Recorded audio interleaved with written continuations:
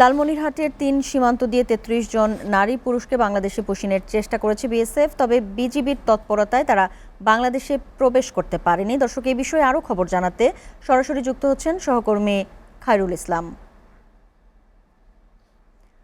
খায়রুল, লালমনিরহাটের ৩ সীমান্ত দিয়ে ৩৩ জন নারী পুরুষকে যে পুশিনের চেষ্টা করা হয়েছিল এবং সেখানকার বিজিবির কারণে তা করতে পারেনি বিএসএফ, এখন সেখানকার সার্বিক পরিস্থিতি কি?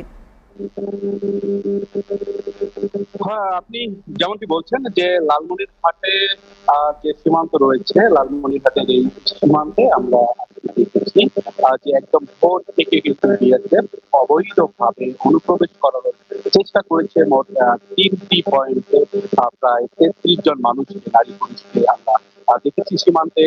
আজকে তাদেরকে সীমান্তে নিয়ে আসার জন্য আমি যদি একটু দেখাই, আমি এই মুহূর্তে রয়েছি একদম সীমান্ত এলাকা এবং সীমান্ত এবং সেখানে পুশিং করে রাখা, পুশিং করার জন্য বিএসএফ যাদেরকে নিয়ে এসেছিল, বিএসএফ যাদেরকে পুশিং করার চেষ্টা করছে তাদেরকে নিয়ে এসছে। তবে যদি একটু আপনাকে বলে রাখি যে লালমনিরহাটের যে 3টি পয়েন্টে মোট 33 জন নিয়ে আসা হয়েছে, তার মধ্যে বিজিবির মিডিয়া সেল থেকে পাঠানো আমাদের কাছে যে তথ্য রয়েছে তার অনুযায়ী তিস্তা ব্যাটালিয়ন বিজিবি 61 এর অধীনে থাকা বড়খাতা বিওপির দায়িত্বপূর্ণ এলাকায় 11 জন এবং 65 বাড়ি বিওপির এলাকায় 10 জনকে ভারত থেকে বাংলাদেশে পুশিনের চেষ্টা করা হয়। এদের মধ্যে বড়খাতা এলাকায় 3 জন পুরুষ ও 8 জন নারী এবং 65 বাড়ি এলাকায় 5 জন পুরুষ ও 5 জন নারী ছিলেন। তবে আজকে একদম ভোরের দিকে লালমনিরহাটের আদিতমারি উপজেলার যে দুর্গাপুর দিগলটারি সীমান্ত রয়েছে, সেই দুর্গাপুর দিগলটারি সীমান্ত পিলারের 925 এবং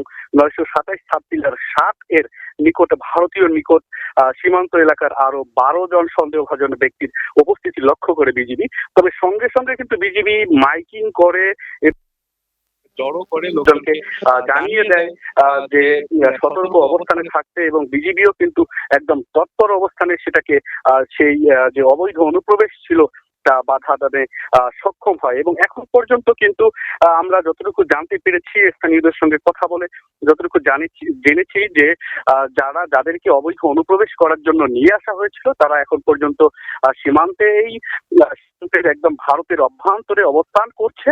এবং আমরা একটি ভিডিওতে দেখছি এবং যাদেরকে পুশিং করানোর চেষ্টা করা হচ্ছে, আমরা তাদের সঙ্গে কথা বলেছি। স্থানীয়রা যারা আছে এবং বিজিবির একটি ভিডিও থেকেও আমরা জানতে পেরেছি যে তারা দাবি করছে যে তারা প্রায় 20 থেকে 25 বছর ধরে ভারতে বসবাস করছে এবং ভারতে বসবাস করার কারণে তাদের সেখানে আধার কার্ড রয়েছে এবং তারা সব দিক থেকেই কিন্তু ভারতীয় বলেই দাবি করছে বিজিবি। তবে আমরা যতটুকু জানতে পেরেছি এবং বর্তমানে যে সীমান্তের তারা অভ্যন্তরে রয়েছে, তবে বিজিবির পক্ষ থেকে জানা হয়েছে যে একটি পতাকা বৈঠক অনুষ্ঠিত হবে এবং সেই ব্যাটালিয়ন পর্যায়ে পতাকা বৈঠকের মধ্য দিয়েই কিন্তু একটা সমাধানে পৌঁছানো যাবে। তো এই ছিল লালমনিরহাট থেকে সীমান্তের পুশিনের খবরাখবর। আপনাকে ধন্যবাদ।